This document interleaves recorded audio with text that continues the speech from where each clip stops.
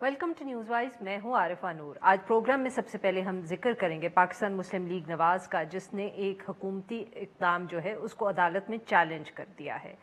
सदर मुमलिकत आरिफ अलवी साहब की जानिब से 12 मई को नेशनल फाइनेंस कमीशन के 11 अरकान की जो तैनाती है उसका नोटिफिकेशन जारी किया गया था। इसकी सरबराही वज़ीर ख़जाना को सौंपी गई थी और ये कलमदान जो है ये वज़ीर आज़म इमरान खान के पास है, इसलिए कमीशन का सरबरा उनको मुकर्रर किया गया। मगर उनकी गैर हाज़िरी की सूरत में मुशीर ख़जाना डॉक्टर हफीज़ शेख साहब जो हैं वो कमीशन की सरबराही करेंगे और ये गुंजाइश नोटिफिकेशन में निकाली गई। और जो चारों सूबे हैं उनके जो वज़ीर ख़जाना हैं, इसके साथ साथ 4 जो नॉन स्टैट्यूटरी मेंबर्स हैं और वफाकी सेक्रेटरी ख़जाना भी NFC कमीशन का वो जो रुकन बनाए गए हैं। नवाज लीग के सीनियर रहनुमा खुर्रम दस्तगीर खान साहब ने अलबत्ता इस नोटिफिकेशन को इस्लामाबाद हाई कोर्ट में एक आइनी पिटिशन के ज़रिए चैलेंज कर दिया गया है।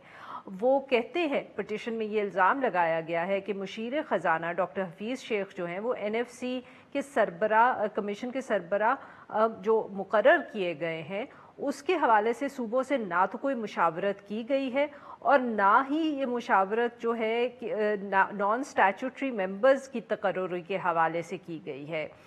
ये जो नॉन स्टैट्यूटरी मेंबर्स हैं इनकी तकर्रुरी से पहले सदर को जो मुतल्लिका गवर्नर हैं उनके साथ आइनी मुशावरत करनी चाहिए, मगर इसका जिक्र नोटिफिकेशन के अंदर नहीं है। लिहाजा अदालत के अंदर इसको चैलेंज कर दिया गया है।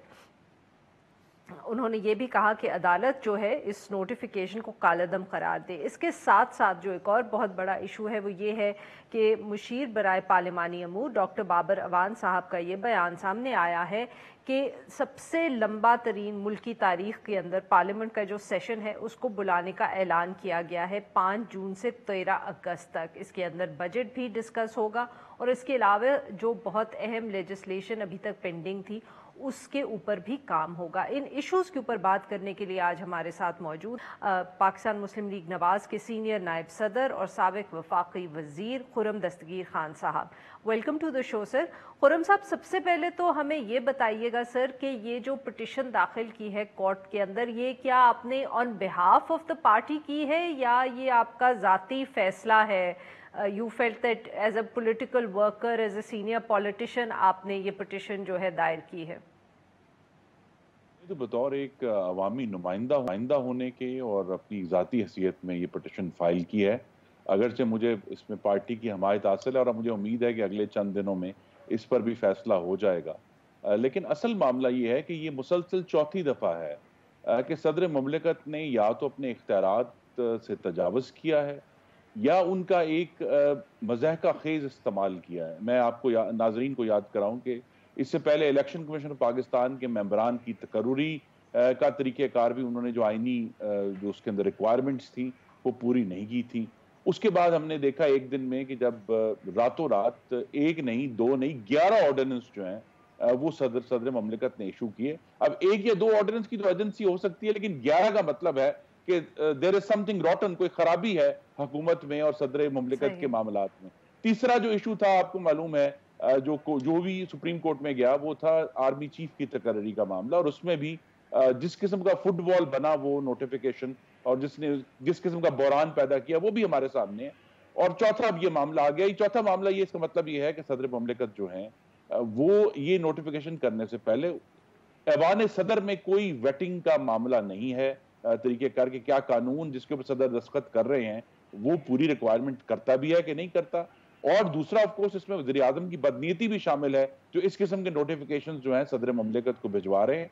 और हमने इसीलिए इस पे रेफरेंस दिया है पिटिशन में कि ये जो सूबों के दरमियान जो ताल्लुकात हैं और उनकी जो अथॉरिटी है सूबों की, ये मामला आईन पाकिस्तान से बहुत पहले कायद आज़म के 14 नुकात के अंदर शामिल है। हमने उसको कोट भी किया है और फिर आईन पाकिस्तान के प्रीएम्बल में ये लिखा है, फिर आर्टिकल 160 में लिखा है कि ये कैसा होगा। अब सदर मुमलिकत को कहीं भी आर्टिकल 160 ऑथराइज नहीं करता कि वो मुशीर खजाना को कह दें कि आप इसको प्रेजाइड कर दें। आर्टिकल 160 तो बड़ा टाइटली लिखा हुआ है कि जो वजीर खजाना है उसने ही प्रेजाइड करना है और कोई शख्स उसकी जगह प्रेजाइड नहीं कर सकता, कोई उसमें लीवे नहीं दिया गया। और अब जो दूसरी बात थी کہ جو نان اسٹیچوٹری ممبرز ہیں جی سر. اب اس کے لیے جو کنسلٹیشن پریزیڈنٹ نے کرنی تھی، اب سپریم کورٹ کنسلٹیشن کو ڈیفائن کر چکا ہے کہ it has to be a meaningful consultation, ایک بامانی مشاورت ہونی ہے. یہ تو نہیں نا کہ آپ نے فون پر پوچھ دیا کہ ہاں جی ٹھیک ہے تو ٹھیک ہے، یہ معاملہ تو نہیں چلے گا نا اس طرح.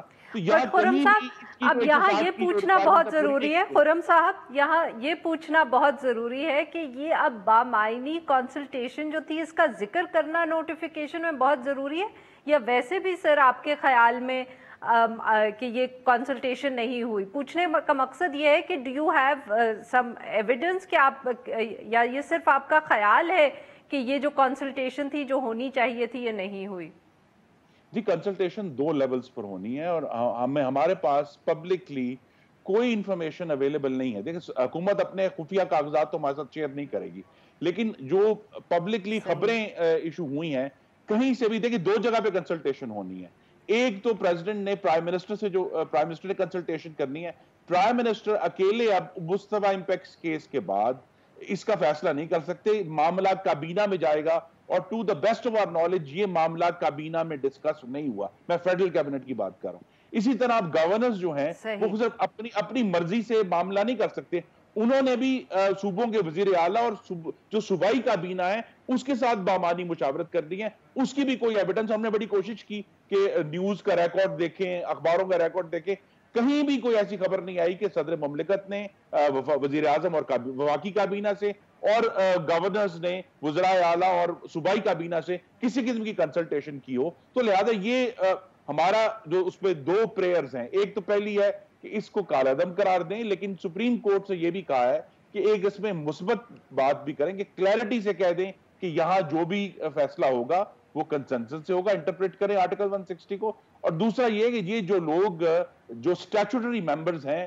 ان کی جگہ کوئی پروکسی نہیں آ سکتا، انہی کو آنا پڑے گا جن کا نام آئین میں لکھا ہوا ہے. تو اس کو سراحت سے لکھ دیا جائے تاکہ آنے والے دنوں میں جب بھی نیشنل فائنانس کمیشن بنے گا، اور بننا چاہیے، یہ بنانا اچھی بات ہے، لیکن اس طرح کے غیر آئینی اور اختیارات سے تجاوز کرنے والے طریقے سے نہیں بنانا چاہیے. بالکل صحیح. اور سر یہ بتائیے گا کہ آپ کے خیال میں یہ حکومت نے جو فیصلہ کیا حفیظ شیخ صاحب کو سربراہی سونپنے کا، کانسٹیٹیوشنل ایشوز اسائیڈ، آپ کو کیا سیاسی طور پہ بھی اس پہ کوئی اعتراضات ہیں؟ کیونکہ کانسٹیٹیوشنلی تو کوئی ڈیبیٹ نہیں ہے، آپ بالکل صحیح کہہ رہے ہیں کہ this is just not acceptable, legally تو کوئی اس میں کوئی آپشن نہیں ہے.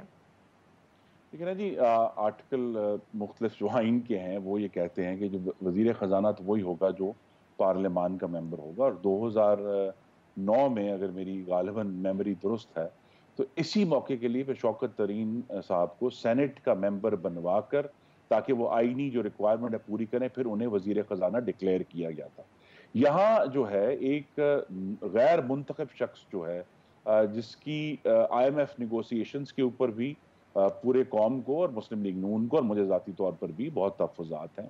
اب ایک ایسا معاملہ ہے جو انتہائی حساس ہے کہ وفاق اور صوبوں کے درمیان تقسیم کیسے ہوگی، اس میں ایک غیر منتخب شخص کا بیٹھنا سوالات کریٹ کرتا ہے. بڑا اچھا ہوتا ہے کہ وزیراعظم کہتے ہیں کہ وہ خود پریزائڈ کریں گے، کیوں نہیں پریزائڈ کر سکتے؟ اگر انہوں نے وہ قلم دان رکھا ہوا ہے پھر اس قلم دان کی ذمہ داری بھی سنبھالیں اور نیشنل فائنانس کمیشن کو پوری طرح ہیڈ کریں. جس طرح وزیر صحت کا قلم دان رکھا ہوا ہے، لیکن جو وزیر صحت ہیں وزیر اعظم، وہ ایوان میں آ کر کورونا کے بارے میں پارلیمان کو بریف کرنے کے لیے تیار نہیں. تو اگر عہدے رکھے ہوئے ہیں تو پھر ان کا پاس بھی رکھیں اور ان کی ذمہ داریاں بھی پوری کریں جو آئین میں لکھی ہوئی ہیں. بالکل صحیح. سر یہ جو حکومت کی طرف سے بیان آیا ہے بابر اعوان صاحب کی طرف سے کہ پارلیمنٹ کا سیشن بلایا جائے گا اور لمبا ترین سیشن بلایا جائے گا کیونکہ کام بہت کرنے کا ہے، آپ لوگ اس کو کس طرح دیکھ رہے ہیں؟ کیونکہ بیسکلی یہ بھی بات ہو رہی ہے، اطلاعات ہیں کہ دن بھی پونے ہیں پارلیمنٹ کے، اور اس لیے غالباً اتنا لمبا اجلاس بلایا جا رہا ہے. جی جو بھی سیشن ختم ہوا اس کے بعد 53 دن جو ہماری کیلکولیشن ہے ابھی باقی ہیں، تو اسی لیے جو ہے وہ 5 جون سے 13 اگست تک وہ جانا چاہتے ہیں. پارلیمان کا اجلاس ہونا اچھی بات ہے، جب بھی ہو پاکستان کے عوام کے لیے اور ان کے نمائندوں کے لیے جو اکاؤنٹیبلٹی کا وقت ہے، سوال پوچھنے کا وقت ہے.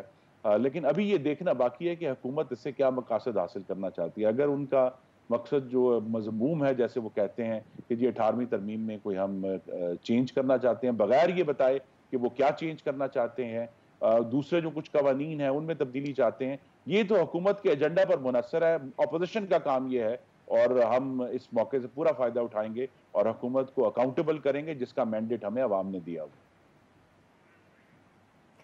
खुर्रम साहब, आपने 18वीं तरमीम की बात की, क्या आपको क्या खदशा है कि इसी पार्लियामेंट के सेशन में वो 18वीं तरमीम के ऊपर भी कोई तब्दीली जो है वो लेके आएंगे, कोई लेजिस्लेशन? खदशा है या कोई इत्ला भी है आपके पास? जी नहीं, मेरे पास इत्ला नहीं है, लेकिन हुकूमत का जो बहुत ही मुबहम तरीकेकार है कि हमारे सामने कोई मुसवदा नहीं है, कोई टेक्स्ट नहीं है जिसको हम देख सकेंगे। भी 18वीं तरमीम तो अब आइन में कोई अलहदा डिब्बा नहीं रखा हुआ, वो अब आइन के अंदर रच बस चुकी है। वो 102 जगह पर आइन में तरमीम की गई 18th कॉन्स्टिट्यूशन अमेंडमेंट के तहत, तो अब तो वो आइन है। तो ये कह देना कि जी 18वीं तरमीम में हमने तब्दील करना है, आइन तब्दील करना है, और हुकूमत अभी तक इस मामले में उनका ज़हनी दिवालियापन ये है कि वो तमाम तर ये गुब्बारे छोड़ने के बावजूद कौम को और पार्लियामेंट को ये नहीं बताया कि वो कौन सी जगह है आइन में जिसमें वो तब्दील करना चाहते हैं। नहीं, बट सर, क्या आपको ये खदशा है कि वो इसी सेशन के दौरान कुछ करने की कोशिश करेंगे इस हवाले से? देखिए, कॉन्स्टिट्यूशनल अमेंडमेंट लाने की कोशिश करेंगे? कोशिश करेंगे, क्योंकि जो आइन के हवाले से आर्टिकल 160 में एक शिक लिखी हुई है, और वो ये है कि जो शेयर ऑफ द प्रोविंसेस है ईच अवार्ड में, it shall not be less than the share given to the provinces in the previous award. ये 18वीं तरमीम में ऐड किया गया था कि एक दफा नेशनल फाइनेंस कमीशन फैसला कर ले कि सूबों को महसूलात का इतना हिस्सा जाना है, तो फिर अगले में उससे कम नहीं हो सकता। मेरा ये कयास है और ये प्योर स्पेकुलेशन है कि हुकूमत जो है, जो एनएफसी में जिस किस्म के इन्होंने बहुत ही भोंडे तरीके से कमीशन बनाने की कोशिश की है और ऐसे टीओआर बनाए हैं जो टीओआर आर्टिकल 160 में नहीं लिखे हुए, एक्चुअली वो 3A में तरमीम चाहते हैं, क्योंकि उन्होंने वो फ्लोर नीचे करना है जिसके तहत सूबों को महसूलात है। तो इसमें गालिबन वो तब्दीली करके तो फिर चूंकि अजीब और गरीब किस्म के टीओआर जो हैं वो सदर मुमलकत के नोटिफिकेशन में है। बसन एक ही है कि जी 12 मई को नोटिफिकेशन हुआ है, लेकिन इसका इतलाक 23 अप्रैल से होगा। क्यों होगा भाई, हमें क्या पता है? तो हमने सुप्रीम कोर्ट से ये भी इस्तदा की है कि जो रेट्रोस्पेक्टिव इसकी इफेक्टिवनेस है, इसको भी फौरी तौर पर कालादम करार दिया जाए, क्योंकि यहाँ सवालात खड़े हो गए हैं कि हुकूमत क्या एक छुपे हुए तरीके से अपने मकासद हासिल करना चाहती है, जो ये है कि सूबों से महसूलात लेकर दोबारा मरकज को दिए जाए। बहुत बहुत शुक्रिया खुर्रम ने हमसे बात की। नाज़रीन, यहाँ पे लेंगे एक छोटा सा ब्रेक, और जब हम ब्रेक से वापस आएंगे तो हम बात करेंगे बलूचिस्तान की और वहाँ जो हालिया दिनों के अंदर दहशतगर्दी के वाक़यात हुए। स्टे विद अस।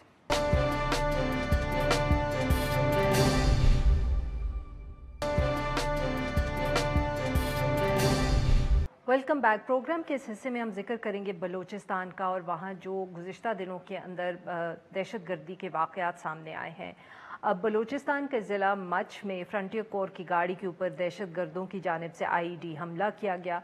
उसके नतीजे में 6 अहलकार जो थे वो शहीद हुए, जबकि ज़िला कच्छ में दहशतगर्दों की जो फायरिंग थी उससे एक सिक्योरिटी अहलकार को अपनी जान से हाथ धोना पड़ा। इससे कबल बलूचिस्तान में ही के एक और इलाके में पेट्रोलिंग के दौरान एक फ़ौजी गाड़ी को निशाना बनाया गया। इसमें भी एक मेजर समेत 7 अहलकार जो थे वो शहीद हुए।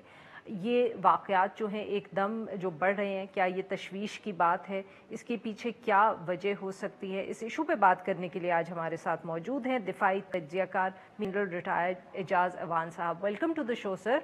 सर, ये जो वाक़यात एक के बाद दूसरा बलूचिस्तान में सामने आया है पिछले दिनों में, आप इनको किस तरह देख रहे हैं?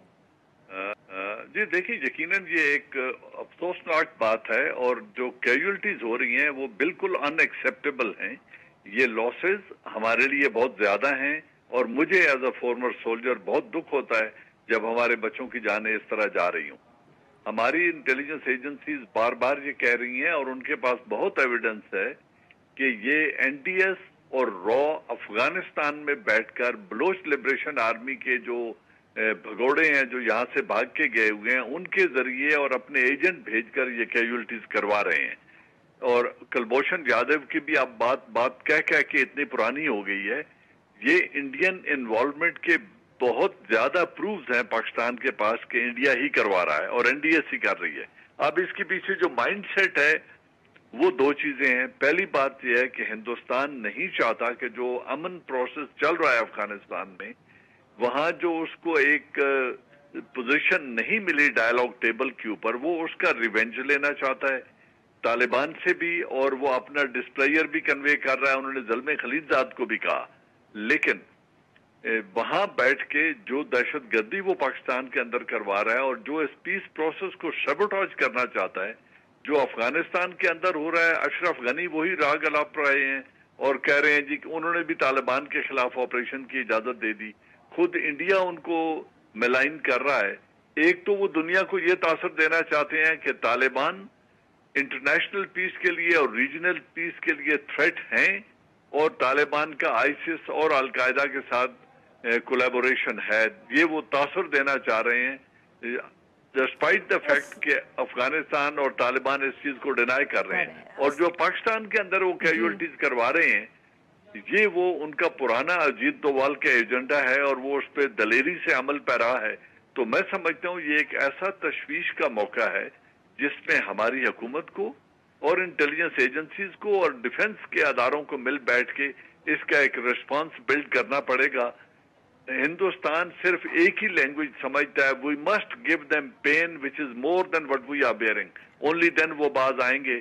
ورنہ کسی ڈیمارش سے کسی ڈپلومیٹک پروٹیسٹ سے ان کے اوپر کوئی اثر ہونے والا نہیں ہے. میری رائے تو یہ ہے. سر یہ بتائیے کہ آپ کے خیال میں کیا جیسے آپ نے کیونکہ ذکر کیا پیس پروسیس کا افغانستان میں, تو کیا جو اس پیس پروسیس کے اندر وہاں مسائل پیدا ہو رہے ہیں کابل اور افغان طالبان کے درمیان اور پھر افغان طالبان اور امریکہ کے درمیان, تو کیا یہ بھی اس کی ایک آف شوٹ ہے کہ کیونکہ that peace process is not progressing very smoothly, اس کی جو وجہ ہے وہ آبویسلی کابل حکومت کی ریلکٹنس ہے, تو اس کی وجہ سے ساتھ ساتھ ایکٹیویٹیز پاکستان کے اندر جو ٹیررسٹ ایکٹیویٹیز ہیں وہ انکریج کی جا رہی ہیں آپ کے خیال میں؟ Is there a connection between the to?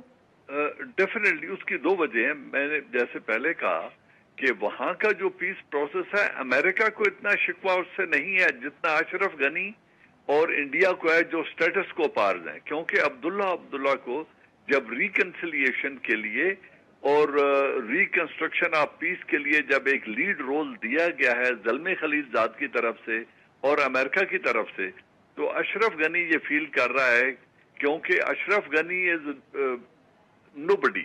ان کی وہاں پہ نہ وہ سٹینڈنگ ہے پولیٹیکل نہ وہ ایتھنک سٹینڈنگ ہے ان کی, کیونکہ طالبان پشتونوں کے ریپرزینٹیٹیو یہ ہیں اور عبداللہ کی ایک پوزیشن ہے.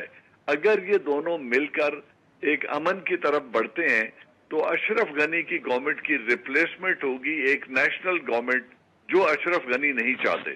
وہ ایک طرف تو حکومت میں رہنا چاہتے ہیں, دوسرا جو سالانہ امداد ملتی ہے 3.5 سے 4 ارب ڈالر کی اب امریکہ کی طرف سے آرمڈ فورسز اور ان کی گورنمنٹ کو سسٹین کرنے کے لیے اشرف غنی چاہتا ہے وہ ملتی رہے اور اسی طرح یہ سٹیٹس کو چلتا رہے اور طالبان کو وہ مورد الزام ٹھہرا کے کسی طریقے سے اس پیس پروسیس کو سیبوٹاج کر سکیں. یہ سوچ ہے اشرف غنی صاحب کی, NDS کی, اور انڈیا بھی اسی خیال میں کہیں کچھ تھوڑا سا اس کا تو تعلق نہیں کہ اب کیونکہ پاکستان کے اندر آبویسلی پچھلے مہینے ڈیٹ کے اندر بہت زیادہ فوکس رہا ہے کووڈ کے اوپر, ہماری جو آرمڈ فورسز ہیں آبویسلی وہ بھی بہت ایک اہم رول پلے کر رہی ہیں, کہیں اس کی وجہ سے تو نہیں ان کو بھی ایک موقع ملا یا کچھ میں بھی ٹروپس ادھر ادھر کرنے پڑے ہیں کہ شاید سیکیورٹی سچویشن میں بھی کوئی وہاں گیپس ہو گئے جس کی وجہ سے اتنے اٹیکس نظر آ رہے ہیں؟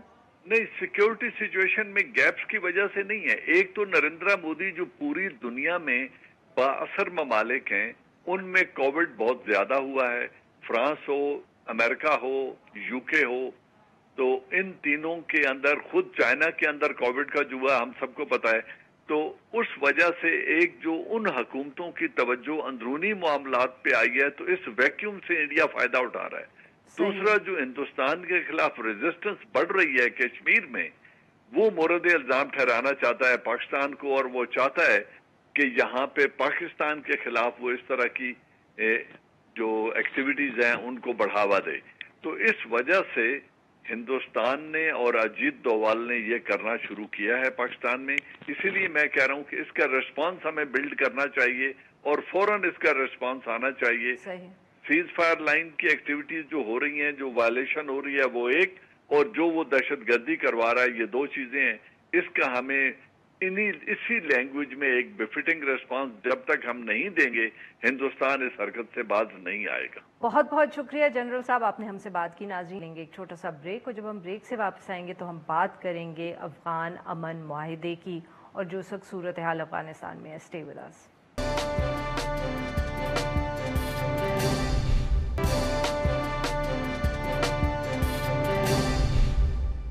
Welcome back. प्रोग्राम के इस हिस्से में हम जिक्र करेंगे अफगानिस्तान का। एक तरफ तो अफगान सदर अशरफ गनी साहब और उनके जो इंतखाबी हरीफ थे अब्दुल्ला, उनके दरमियान पावर शेयरिंग फार्मूला और माहिदा तय पा गया है। मगर दूसरी तरफ अफगानिस्तान के अंदर जो दहशतगर्दी की कार्रवाइयाँ हैं वो जारी हैं। गुज़िश्ता हफ्ते काबुल के अंदर एक मैटरनिटी होम और एक जनाजा पे हमला हुआ, और अब अफ़गान तालिबान ने अफ़गान नेशनल डायरेक्टरेट सर्विसेज के एक दफ्तर को भी निशाना बनाया है। पाकिस्तान, ईरान, रूस और चीन ने मुश्तरका तौर पर जो अफ़गान ग्रुप्स हैं उनको कहा है कि वो जंगबंदी पर इत्तफाक करें और अफ़गान अमल को आगे बढ़ाएं, अफ़गान अमन अमल को आगे बढ़ाएं। अब जो अमरीकी नुमाइंदा खसूसी हैं ज़ालिम खलीलज़ाद, उनका दौरा काबुल भी मुतवक्के है इसी हवाले से। मगर देखना ये है कि क्या ये जो एक्सटर्नल प्रेशर है इसकी वजह से जो अफ़गान हरीफ हैं एक मेज़ पर बैठ के कोई बातचीत कर सकते हैं अपने मुल्क के मुस्तक़बिल के लिए। इसी हवाले से गुफ्तगू करने के लिए हमारे साथ मौजूद हैं ताहिर खान साहब, सीनियर सहाफ़ी हैं और अफ़गान अमूर पर गहरी नज़र रखते हैं। Welcome to the show Tahir साहब। ताहिर साहब, अब जबकि ये मुआहिदा तय हो चुका है दोनों जो फरीक थे अफ़गान प्रेसिडेंशियल इलेक्शन के, आपके ख़्याल में इससे कोई मदद मिलेगी जो अमन मुआहिदा है जो तय हुआ और जिसकी जो बाकी स्टेजेस थी वो अभी तक फंसी हुई हैं? बहुत शुक्रिया आपका। मेरी नज़र में मदद तो बिल्कुल मुतवक्के है और होनी भी चाहिए, लेकिन जिस बुनियाद पे मुज़ाकरात का सिलसिला आगे नहीं बढ़ रहा है, यानी बैनुल अफ़गानी मुज़ाकरात शुरू नहीं हो रहे, वो बुनियादी तौर पे तो कैदियों का जो मसला है उसी की बुनियाद पे वो रुक गई है। क्योंकि अमरीकियों ने तालिबान से एग्रीमेंट में वादा किया था कि 5000 तालिबान के कैदी रिहा होंगे 10 मार्च से पहले, लेकिन वो नहीं हो सके।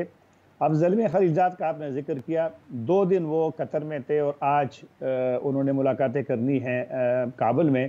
तो कुछ मैंने आज ही कतर में एक जो मुज़ाकराती टीम का एक रुकन है उनसे पूछा कि क्या वो, क्योंकि ज़ालिम खलीलज़ाद ने कहा था कि वो बैनुल अफ़गानी मुज़ाकरात के लिए एक नई तारीख़ उस पर गुफ्तगू हो रही है, लेकिन आज उसी तालिबान के जो मुज़ाकरातकार एक है उसने कहा कि उन्होंने कोई तारीख़ नहीं दी हमें, और तालिबान का अभी भी इस पे इसरार है कि उनके लोग रिहा हो जाएं। तो एक लिहाज से जो सियासी मुआहिदा हुआ है अफ़गानिस्तान में, जो सियासी तनाव था उसके ख़ात्मे के लिए तो वो एक अहम इक़दाम है।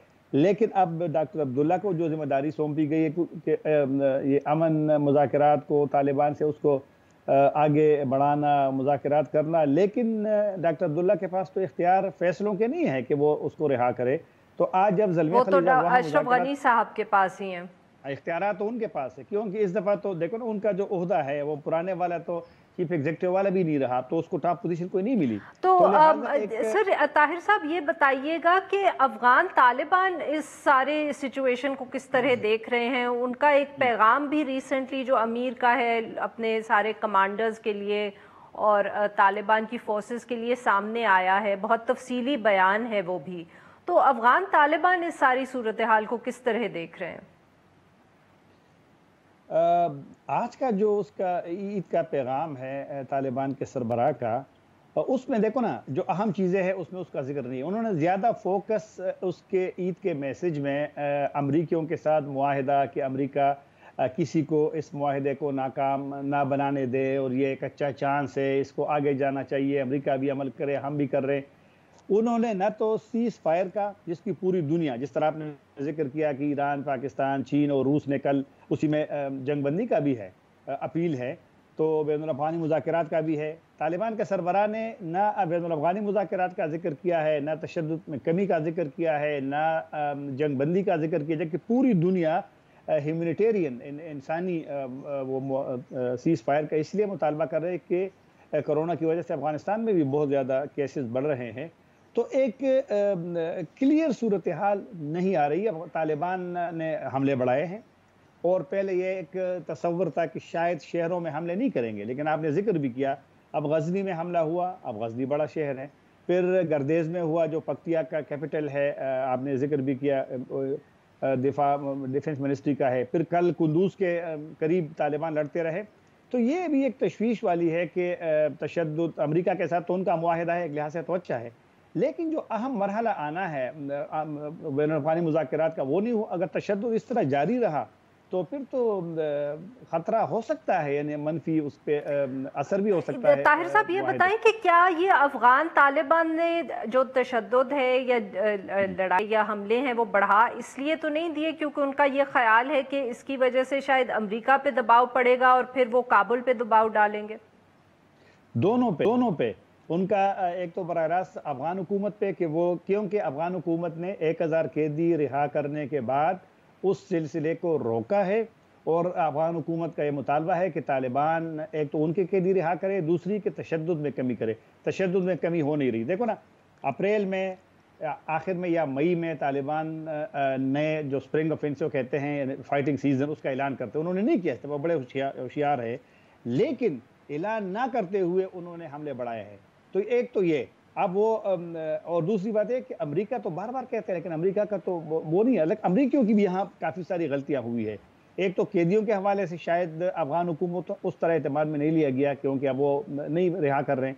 दूसरी बात यह है कि अमेरिका ने तो तालिबान के साथ जंग बंदी पे तो दोनों अमल कर रहे हैं, लेकिन अफगान हुकूमत का, अब अमेरिकी कहते हैं कि उस मुआहिदे में तो अफगान हुकूमत के खिलाफ जो अमले हैं उसका तो जिक्र ही नहीं है। और ये बात दुरुस्त भी है क्योंकि अमेरिकियों का भी कहना है कि बैनुल अफ़गानी मुज़ाकरात में ये तशद्दुद में कमी और जंग बंदी का होगा। तो एक, जिस तरह मैंने पहले कहा, एक बड़ा मुश्किल मरहला है। लेकिन यहाँ पे अब एक तालिबान का, अब देखो ना, तालिबान ने आज उसके अमीर ने कोरोना का भी जिक्र किया अपने उस बयान में, ईद के मैसेज में, लेकिन ये नहीं कहा कि इस कोरोना की वजह से हम थोड़े से नरमी कर रहे हैं। ना नरमी अफगान हुकूमत की तरफ से है, ना तालिबान की तरफ से है। और बदकिस्मती से अब जो लड़ाई है, अब 2 दिन पहले जो यूनुमा का, यूनाइटेड नेशन का जो ऑफिस है काबुल में, उनका जो नई रिपोर्ट जो आई है, अब सिविलियन कैजुअल्टीज दोनों जानिब से बहुत ज़्यादा हो रही है। और अगर तालिबान और अफगान हुकूमत लचक नहीं दिखाते, नरमी नहीं दिखाते, तो फिर तो ये अफगान आवाम के साथ एक बड़ा जुल्म है जो कि 19-20 साल से और फिर 40 साल से हो रहा है। बिल्कुल सही, और सूरत हाल फिर और मजीद बिगड़ेगी। बहुत बहुत शुक्रिया ताहिर साहब, आपने हमसे बात की। यहाँ पे लेंगे एक छोटा सा ब्रेक, और जब हम ब्रेक से वापस आएंगे तो हम बात करेंगे कोविड-19 की और जेल के अंदर बंद कैदियों की। Stay with us.